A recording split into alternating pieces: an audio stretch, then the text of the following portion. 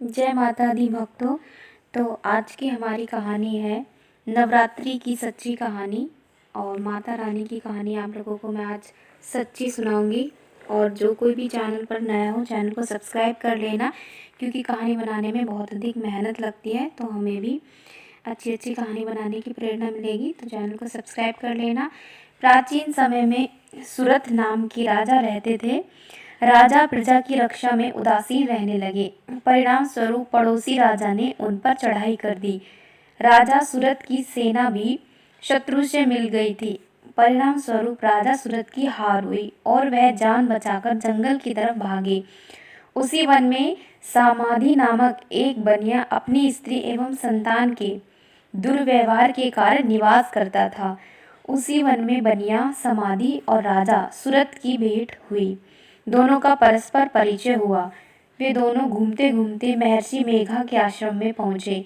महर्षि मेघा ने उन दोनों के आने का कारण पूछा तो वे दोनों बोले कि हम अपने सगे संबंधियों द्वारा अपमानित एवं तिरस्कृत होने पर भी हमारे हृदय में उनका मोह बना हुआ है। इसका कारण क्या है? महर्षि मेघा ने उन्हें समझाया कि मन शक्ति के अधीन होता है और आदि शक्ति के अविद्या और विद्या दो रूप हैं। विद्या ज्ञान स्वरूप है और अविद्या अज्ञान स्वरूप। जो व्यक्ति अविद्या के आदि कारण के रूप में उपासना करते हैं उन्हें विविद्या रूपा प्राप्त होकर मोक्ष प्रदान करती हैं। इतना सुन राजा सूरत ने प्रश्न किया, हे महर्षि, देवी कौन है? उसका जन्म कैसे हुआ? महर्षि बोले, आप जिस देवी के विषय में पूछ रहे हैं वह नित्य स्वरूपा और विश्वव्यापिनी है। उसके बारे में ध्यान पूर्वक सुनो। कल्पांत के समय विष्णु भगवान क्षीर सागर में अनंत सैया पर शयन कर रहे थे। तब उनके दोनों कानों से मधु और कैटभ नामक दो दैत्य उत्पन्न हुए। वे दोनों विष्णु जी की नाभि कमल से उत्पन्न ब्रह्मा जी को मारने दौड़े। ब्रह्मा जी ने उन दोनों राक्षसों को देखकर विष्णु जी की शरण में जाने की सोची, परंतु विष्णु भगवान उस समय सो रहे थे। तब उन्होंने भगवान विष्णु को जगाने हेतु उनके नयनों में निवास करने वाली योग निद्रा की स्तुति की। परिणाम स्वरूप तमोगुण अधिष्ठात्री देवी भगवान के नेत्र, नासिका, मुख तथा हृदय से निकलकर ब्रह्मा जी के सामने उपस्थित हो गई। योग निद्रा के निकलते ही भगवान विष्णु उठकर बैठ गए। भगवान विष्णु और उन राक्षसों में 5000 साल तक युद्ध चलता रहा। अंत में मधु और कैटभ दोनों राक्षस मारे गए।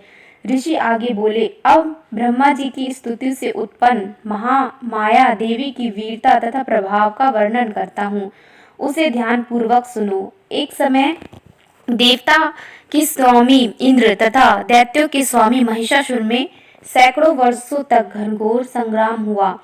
इस युद्ध में देवराज इंद्र की पराजय हुई और महिषासुर इंद्रलोक का स्वामी बन बैठा। अब देवतागण ब्रह्मा जी के नेतृत्व में भगवान विष्णु और भगवान शंकर की शरण में गए। देवताओं की बातें सुनकर भगवान विष्णु तथा भगवान शंकर क्रोधित हुए। भगवान विष्णु के मुख तथा ब्रह्मा जी और भगवान शंकर, शिव जी, इंद्र आदि के शरीर से एक तेज पुंज निकला जिससे समस्त दिशाएं जलने लगी और अंत में यही तेज पुंज एक देवी के रूप में परिवर्तित हो गया। देवी ने सभी देवताओं से आयुध एवं शक्ति प्राप्त करके उच्च स्वर में अट्टहास किया जिससे तीनों लोक में हलचल मच गई। महिषासुर अपनी सेना लेकर इस सिंहनाद की ओर दौड़ा। उसने देखा कि देवी के प्रभाव से तीनों लोग आलोकित हो रहे हैं।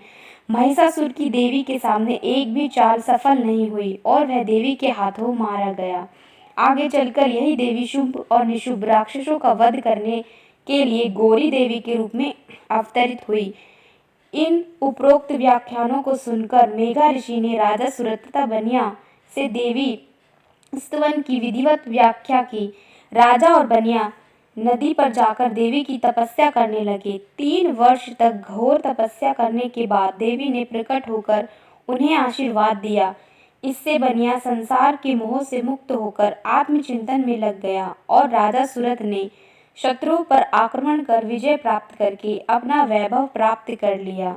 जय माता दी। आप सभी भक्तों को नवरात्रि की ढेरों शुभकामनाएं और माता रानी की कृपा आप पर और आपके परिवार पर सदैव बनी रहे। इस कथा को सुनने से सभी भक्तों की मनोकामना अवश्य पूरी होती है। और कथा को पूरा सुनने के लिए आपका धन्यवाद। और कमेंट करके बताना कि आपको माता रानी की कथा कैसी लगी, और चैनल को सब्सक्राइब ज़रूर कर लेना इसी प्रकार की भक्तिमय कहानियाँ सुनने के लिए।